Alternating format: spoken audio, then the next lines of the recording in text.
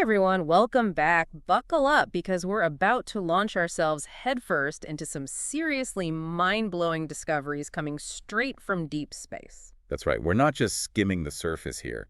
Think of this as your VIP pass to the absolute cutting edge of what we're learning about the cosmos. You got it. And the sources you gave me, wow. NASA announcements, scientific papers, they're packed with fascinating details about everything from planets that might actually support life to the sheer abundance of resources and just mind-boggling mysteries way out there beyond our little corner of the galaxy. Absolutely. And our mission today, well, it's to sift through all that incredible information just for you and pull out those really juicy, most exciting insights. We're going deeper than the headlines, trying to grasp what these discoveries actually mean for our understanding of, well, everything, the universe.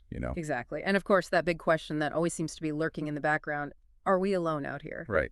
So to tackle all of this, we've identified two major themes that really jump out from these sources. Okay, I'm all ears. Hit me with those themes. Well, first, we have the absolutely captivating search for exoplanets, which, as you probably know, are planets orbiting other stars. The truly exciting part. Some of these exoplanets might just have the right conditions for life as we know it. Other Earths, potentially? I mean, who hasn't looked up at the night sky and wondered? Exactly.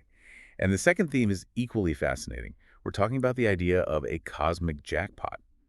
It's the mind-blowing potential for unimaginable resources and, honestly, the sheer wonder of all these unexplained phenomena just waiting to be explored in the vastness of space. A cosmic jackpot. Okay, you've definitely piqued my curiosity. Let's unpack all of this, starting with, well, let's start with those tantalizing possibilities of finding other Earths. What have scientists been digging up lately? You got it.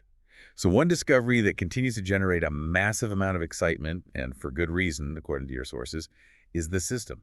It's located just 40 light years away, which in cosmic terms is practically next door. 40 light years, practically a neighbor. Right. And here's what's really remarkable. We've found not one, but seven, count them, seven rocky planets orbiting this single star. And it's a relatively small, cool star, what we call a red dwarf. 7. That's a lot of planets around one star. What are the chances? It really makes you wonder how common these kinds of systems might be out there. Right, I mean 7. And the sources say several of these planets aren't just rocky, but they're also similar in size to Earth. Plus, they're hanging out in the habitable zone of their star. Now, for folks who might not be familiar with that term, what does that mean exactly? Sure. So the habitable zone, also sometimes called the Goldilocks zone, is the region around a star where the temperature is just right, not too hot, not too cold, for liquid water to exist on a planet's surface. Ah, the Goldilocks zone. I like that. Just right for liquid water. And as we understand it, water is pretty crucial for life, right? It is. Liquid water is considered essential for life as we know it. So finding multiple Earth-sized planets within that sweet spot around a single star, well, it significantly raises the probability that at least one of them could be habitable. Habitable. Okay, that's seriously exciting. So how did we find these planets? It wasn't just one telescope, was it? You're right. It was a real team effort. We've got this incredible network of telescopes, each with its own unique strengths, all working together to reveal and study this system. You've got Hubble, Spitzer, Kepler, and now the James Webb Space Telescope, all playing a crucial role. It's like a cosmic detective agency, each telescope bringing its own expertise to the case. That's a great analogy. So, for instance, Kepler was the one that initially detected these planets. It did this by observing tiny dips in the star's light as each planet passed in front of it, what we call a transit. Then Spitzer came along, helping to refine the measurements of the planet's sizes and orbits. Okay, so Kepler finds them, Spitzer sizes them up. What about Webb? It's the new kid on the block, the most powerful space telescope we've ever built. What has it been up to? Oh, Webb has been busy. It's giving us an unprecedented view of these planets, especially their atmospheres. It even took a close look at the planet closest to the star. The innermost planet. I remember reading about that. It wasn't exactly what you'd call a paradise planet, right? Not quite. Unfortunately, the data from Webb suggests that this planet is likely quite hot, which isn't surprising given its close proximity to the star. But maybe more importantly, it seems that has lost most, if not all, of its atmosphere. So no air to breathe. That's a bummer. But I guess it makes sense, right? Being so close to a star can't be easy on a planet's atmosphere. Exactly. There are a lot of factors that could strip away a planet's atmosphere over time, especially intense radiation from the star. So While itself might not be habitable, studying it gives us valuable clues about how planets evolve in these kinds of systems.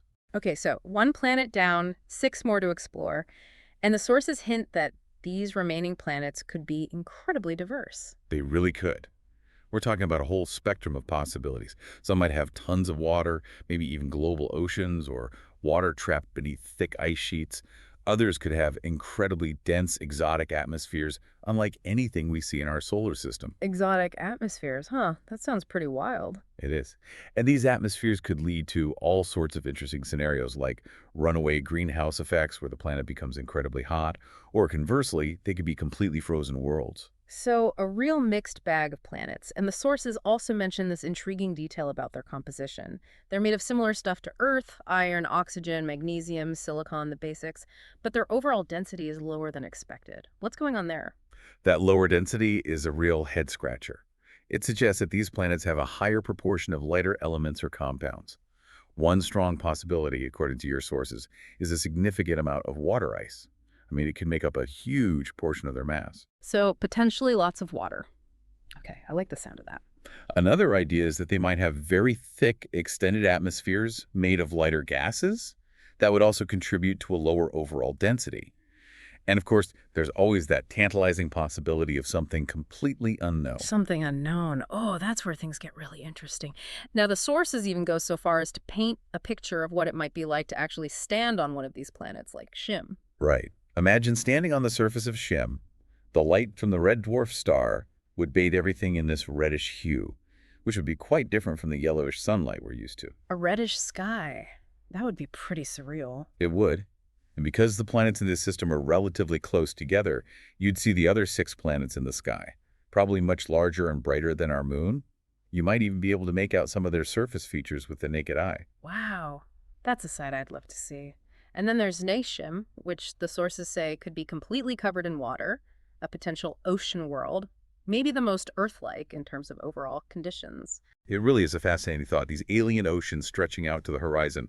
And the sources also point out that NASA has created these really cool interactive simulations that let you virtually explore these planets. And it's a great way to get a more visceral sense of what these worlds might be like. Virtual exploration, huh?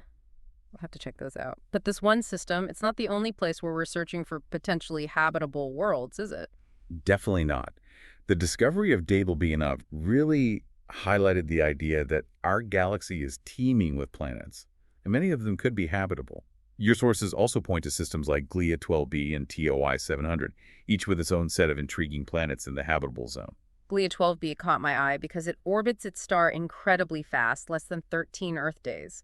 Imagine a year that zips by in less than 2 weeks. It's mind-boggling, right? That rapid orbit, especially if the planet has an atmosphere that we can study, could tell us a lot about how planets form and evolve under such intense stellar radiation. By comparing its atmospheric properties to planets with longer orbits, like Earth, we could learn a lot about planetary evolution and the conditions needed for habitability around different kinds of stars. Okay, so a speed demon planet that could help us understand planetary evolution. What about TOI 700? It has multiple planets in the habitable zone too, right? It does. And 2 planets in particular, TOI 700d and TOI 700e, are considered prime candidates for what we call atmospheric characterization. Scientists are really keen to use the James Webb Space Telescope to analyze the light that passes through or reflects off their atmospheres. And why is it so important? What are they hoping to find in those atmospheres? They're looking for specific molecules, chemical fingerprints that could indicate the presence of life. These are called biosignatures. Biosignatures. So what kind of molecules are we talking about? Well, for example, if we were to find an atmosphere with significant amounts of oxygen and methane coexisting in a stable state, that would be really interesting. These gases tend to react with each other, so there would need to be a continuous source to replenish them. And that source could be, well, life. Ah, so it's not just about finding the right ingredients, it's about finding them in the right proportions, like a cosmic recipe for life. Exactly. Other potential biosignatures could include specific combinations of gases or even complex organic molecules, the building blocks of life as we know it. And these next generation telescopes, Webb and the Future Habitable Worlds Observatory, They're the tools that could potentially give us that smoking gun, right? Direct evidence of what these exoplanet atmospheres are made of, and hopefully detect those biosignatures. They are. And finding a biosignature, well, it would be a monumental discovery. It would fundamentally change our understanding of biology and our place in the universe. For the first time, we'd have direct evidence that life exists beyond Earth. The implications would be huge for science, philosophy, everything. It all boils down to that fundamental question, doesn't it? Are we a one-off, a cosmic fluke, or is life a more common occurrence in the universe? And with these discoveries, we're getting closer and closer to potentially answering that question. You are, and that's Yeah, incredibly exciting. it is. Okay, so we've explored this amazing potential for other Earths. Now let's shift gears and dive into something that sounds like it's straight out of science fiction, the cosmic jackpot. What exactly does that mean? The cosmic jackpot is basically a term that captures the sheer abundance of potentially valuable resources and mind-blowing phenomena that exist out there in the universe. Think of it as the universe's treasure chest, filled with all sorts of amazing things just waiting to be discovered and potentially used or understood. A treasure chest. I like that. So we're talking about more than just finding a new place to live. What kind of cosmic goodies are we hoping to find? Your sources highlight several exciting possibilities. Asteroids, for example, are known to be rich in precious metals like platinum and gold. Imagine the possibilities if we could mine those resources. Space mining. Now we're talking. What else? Another exciting discovery is the presence of significant amounts of water ice on the Moon and Mars. And that's particularly interesting because water can be split into its components, hydrogen and oxygen, which are the key ingredients for rocket fuel. Ah, so we could turn celestial bodies into cosmic gas stations. That would be a game changer for space travel. Exactly. It could revolutionize how we explore and travel through space, allowing us to refuel without having to constantly launch everything from Earth. And the potential for resources isn't limited to our solar system. As we talked about earlier, exoplanets themselves could hold valuable resources too. Imagine a planet with a crust rich in rare earth elements, which are essential for many of our modern technologies. So we could be looking at a whole new era of space exploration and resource utilization. But the sources also point out that getting our hands on this cosmic jackpot, well, it's not going to be easy. Definitely not. There are some major challenges. The distances involved are vast, which means travel times are long, and the cost of these missions is astronomical, pun intended. The technology needed is incredibly complex, and space itself is a harsh and unforgiving environment. Plus, we need to think about the ethical implications of resource extraction beyond Earth. Right. It's not as simple as just showing up and claiming a piece of the cosmic pie. But the sources also mention some truly mind-boggling ideas, like harnessing energy from black holes. How could we even do that? It's highly theoretical at this point, but the immense gravitational pull of a black hole represents an enormous potential energy source. There are ideas like the Penrose process that suggest ways we might be able to extract energy from a rotating black hole. It would involve manipulating objects within the black hole's ergosphere, a region where space-time is dragged along by the black hole's rotation. Okay, now my head is spinning a little, but it sounds incredibly powerful. It is.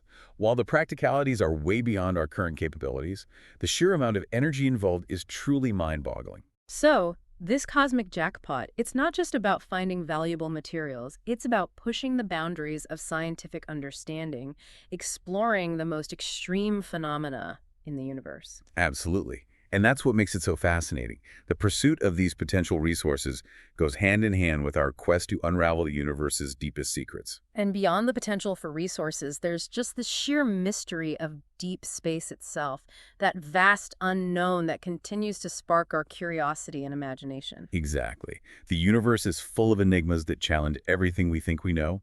Just the immense distances alone, the fact that it would take thousands of years with our current technology to reach even the closest stars, that's mind-blowing. And then you have dark matter and black holes, which make up the vast majority of the universe but are still shrouded in mystery. What do we know about them? We're still figuring that out. Dark matter is especially intriguing. It doesn't interact with light, which makes it invisible to us, yet it makes up about 85% of the matter in the universe. We know it's there because of its gravitational effects, but we don't know what it is. And black holes, well, they're regions of space-time where gravity is so strong that nothing, not even light, can escape. They're like cosmic vacuum cleaners, and they're singularities where all matter is compressed into an infinitely small point. They defy our current understanding of physics. It's like the universe is constantly reminding us how much we still have to learn. But that's part of what makes it so exciting. It is. And that's why scientists are using increasingly powerful telescopes, both on Earth and in space, along with ambitious space missions, to try to piece together the cosmic puzzle. Every new observation could hold the key to unlocking a deeper understanding of the universe. And it all comes back to those exoplanets, doesn't it? The possibility that life might be thriving in those distant habitable zones. That's perhaps the ultimate cosmic mystery. It is. And the ongoing efforts to study exoplanet atmospheres, looking for those biosignatures, are a crucial step in tackling that mystery. Trying to understand the conditions that allow life to emerge and persist, that's one of the most fundamental questions we can ask as a species. And we can't forget about the detection of gravitational waves, which has opened up a whole new way of observing the universe. How has that added to our understanding of this cosmic jackpot of phenomena? Oh, it's been huge. The detection of gravitational waves has given us a completely new window into some of the most energetic events in the universe, like the collisions of black holes and neutron stars. These events not only teach us about gravity, but they're also believed to be the cosmic factories, where heavy elements, including some of those precious metals we talked about, are created and scattered throughout the cosmos. So gravitational wave astronomy is giving us a unique perspective on this cosmic jackpot. So at the end of the day, whether we're searching for habitable planets, pondering the mysteries of dark matter, or dreaming of harnessing energy from black holes, this exploration of space is about more than just collecting data, right? There's a deeper drive behind it. You're absolutely right. It taps into that innate human curiosity, our desire to understand our place in the grand scheme of things. It's about pushing the boundaries of what we know and embracing the wonder and awe that the cosmos inspires. It really is an incredible time to be looking up at the stars. So wrapping up this deep dive, it's clear that these recent discoveries, this ongoing quest for knowledge, is all incredibly exciting. We're on the verge of potentially groundbreaking insights into the universe and the possibility of life beyond Earth. We are. So for you listening, I want you to consider this. What if we were to find definitive proof of life, even microbial life, on one of those planets in this system? How would that change our perspective on biology, on the potential for life elsewhere? Or what if we figured out a way to sustainably access even a small portion of the resources hinted at by the cosmic jackpot? How would that shape our future as a species and our relationship with the cosmos? Big questions. How would such discoveries redefine our place in the universe, our future among the stars? A lot to ponder. It is. And as we've seen from the incredible sources you shared, there's a whole universe of information still out there waiting to be discovered. This deep dive is just a glimpse into that ongoing and incredibly thrilling adventure of cosmic exploration. Thanks for taking us on this journey. It's been my pleasure. And until next time, keep looking up.